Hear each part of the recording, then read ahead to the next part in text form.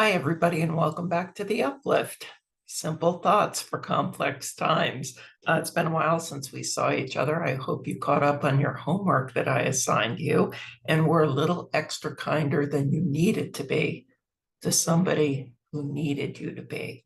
I had a couple different experiences this week that I'll probably forge ahead and talk about on Sunday during our recap because we've got a lot going on today.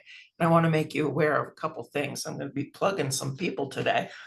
First of all, let's start at the very beginning. Cocktails, A Still Life, available on Amazon. Now, if you voted, there was a tie. There was a tie between tonight's cocktail of choice and a Moscow Mule. And in the event of a tie, the host and the author select. So, on behalf of Todd, Casey, and myself, tonight's cocktail is the Jack Rose. Now, it was so interesting for me, this particular cocktail, because it meant a lot of things to a lot of people. I have never heard of it before. And when I first started kind of doing this thought process with Todd's book, he was like, oh my gosh, you have to try Jack Rose. You'll love it. It's so good. I was like, a Jack Rose? I never even heard that before. So let's go over what the ingredients are before we begin. And just to give a shout out to Christine Sismondo and James Waller, who are the writers of the book, the Jack Rose might be just the best little cocktail that no one ever drinks. It's enough to make you wonder if there's some kind of curse on the drink itself. And it goes on to tell the history of the drink, beginning on Wall Street, then later being attributed to Jersey City, where a bartender claimed that he made it up. But my friend, when she saw that Jack Rose was the winner, her comment to me on Instagram, Jen, hope if you're watching this makes you laugh, was there room enough for Jack on the raft? And then I thought, Jack Rose, oh my gosh, those are the two main characters in Titanic. Completely was out of my range. So tonight's ingredients, and these I had to go by because I am not a whiskey, bourbon, Applejack aficionado or a drinker of any kind. And perhaps you did too. So we're starting with 2.5 ounces of Applejack, a 1/2 ounce of fresh lemon juice, 1/4 ounce of grenadine, and a lemon twist for garnish. Now you shake it all up in a cocktail shaker with some ice, put it in a chilled glass. And man, oh man, do you have something that looks suspiciously like Todd's painting. There we go. I'm floating my lemon instead of rimming it. So,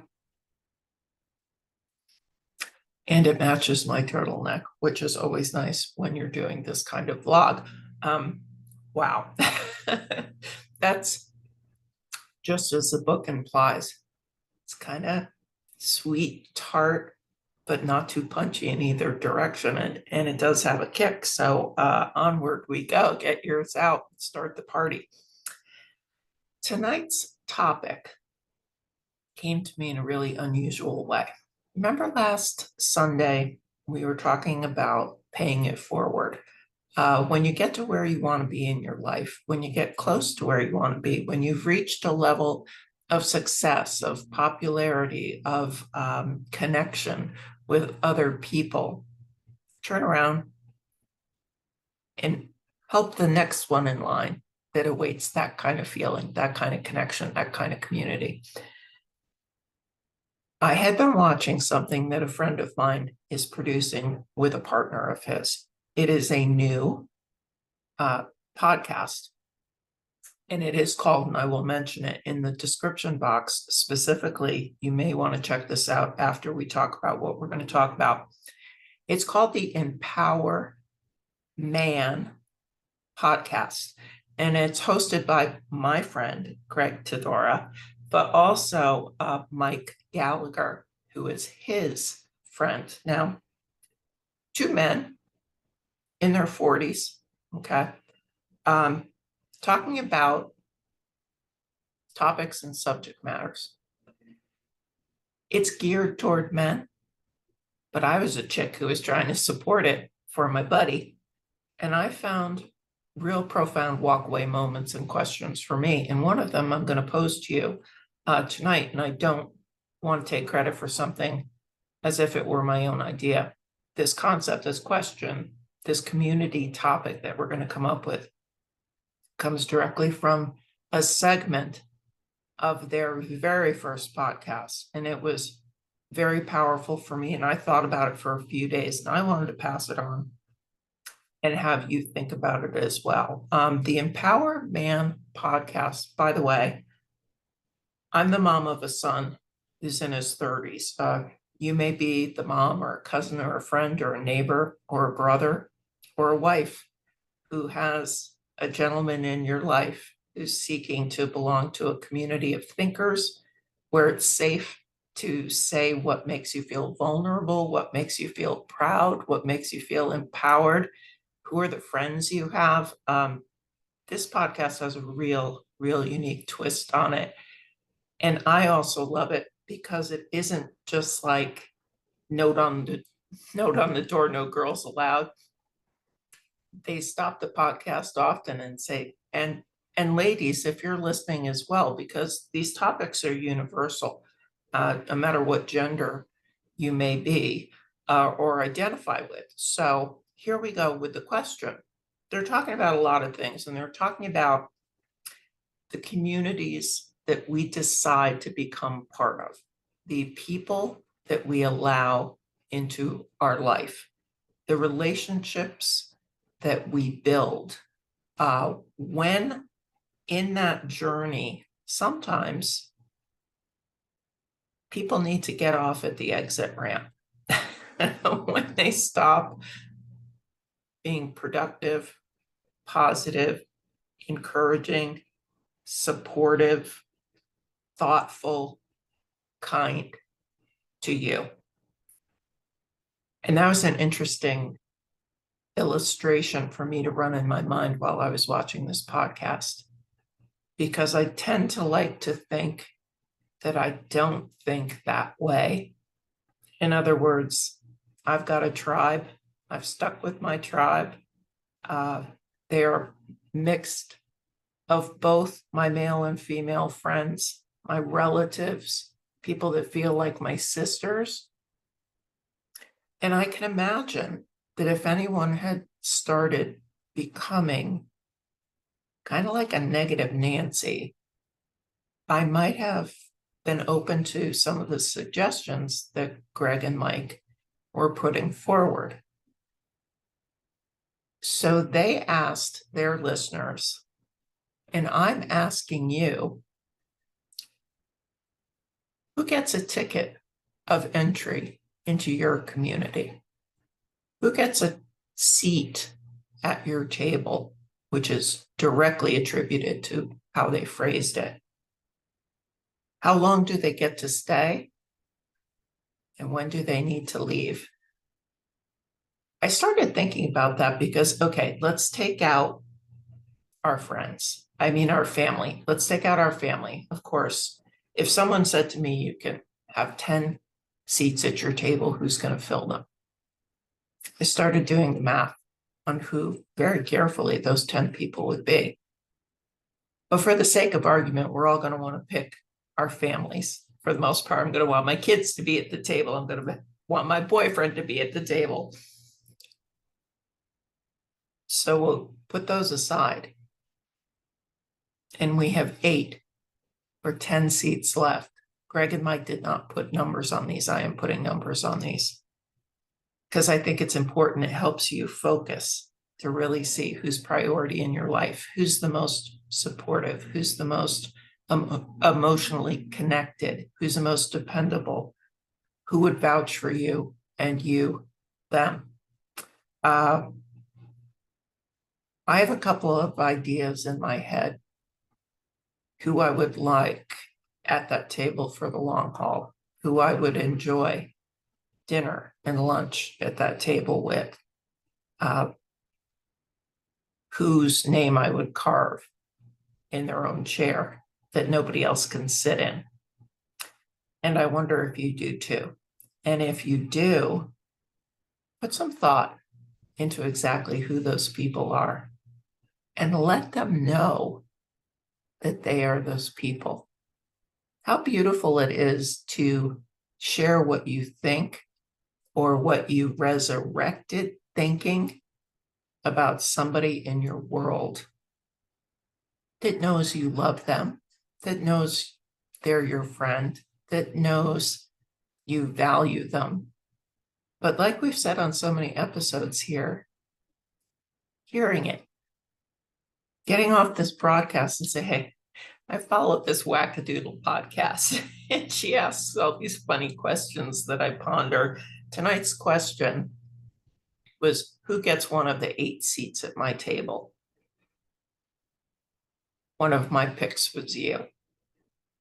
And these are the reasons why. And life is short, and I want to make sure you know why I value you, that I value you, and that you're an important part of my community of support and emotion and love. Even if it's tough love, some of you may be, well, that one's always telling me what I'm doing wrong and telling me how I should be doing it right. Are you being too sensitive? Are they really doing it constructively, but you're not open to the suggestions? It's a very layered question. I said take your family out because that's a given. Maybe for some of you that isn't a given. Maybe for some of you that don't have positive relationships with the people in your immediate circle would say, oh, no way, I'm giving my cousin a seat at my table. Is this something you can go back and make better? Why did it fall apart? Why doesn't she get a seat or he get a seat in that very special place in your heart? This community here that tunes into Cocktails and Conversations was drawn to it because it was billed as a positive place that we all in our own way were searching to find, because the outside world gets a little too inundating with darkness. And we wanted to surround ourselves and watch things and comment and like and share with people who had the same appreciation and the same desire. So, are there things you can make better? Are there relationships you can repair? Or is it best that those people that took that exit off your highway remain off the exit of your highway? What are the fundamental characteristics of the guests at your table? Are they alike? Are they dissimilar? I bet that they have one thing in common, and that there's a grounding connection and a built-in support system that makes you feel unique and them feel special and valued. Put some thought into that question tonight. As I said, for many episodes now, we have girlfriends that are watching this in a group environment, getting off the call, savoring the drink of choice, and starting the conversations of the topics that we bring up. We have married couples that are using it as their dinner conversation tonight. Whatever way you're listening to this, whatever part of your day you're listening to this, get out that notebook. Oh, Krista, I never bought that notebook. Get out that notebook and start writing down who's in your tribe and why they're there. And then go the extra step this weekend and make sure they know they've got that spot and how special they are in your life. That's how positivity gets spread. That's how goodwill gets shared. That's how people start getting spotlighted. And that feeling that you get when you get that text or that phone call or that note from someone who you thought, yeah, I know that. I know she thinks that about me. Really puts the exclamation point on their day. One simple, beautiful thing said to one person can change their entire day. We said this last weekend. Make your list, think your thoughts, go on your journey. And I will leave you with quote of the day, which might help you make your list. It's crazy how peaceful life becomes when you raise the bar on who has access to you. Who has access to you? And who do you need to ask for the keys back? Maybe no one, maybe someone. Think about it. And then tell them the good things that you value for them being part of your table and your life. With that, I leave you. Thank you for coming on tonight's ride. I hope you stay for the journey. We're going to do a little different thing tomorrow. Not going to be recording one-on-one like this. I'm not going to come back to you one-on-one like this until Sunday for the recap, because tomorrow I want us to share our exercise of what we are trying to do tonight. So tomorrow, I'm going to share with you some of the things I did with those people that have the seat at my table. And I want you to share your thoughts and your notes, because we've got to get more communal. It's got to stop being just my voice. It's got to be yours too. Thank you for joining on this Friday night. I hope the cocktails and conversations will start some thoughts of your own brewing. And I will be posting tomorrow, and I will see you back here on Sunday for the rev up and the recap. Have a wonderful Saturday and Sunday until we meet again.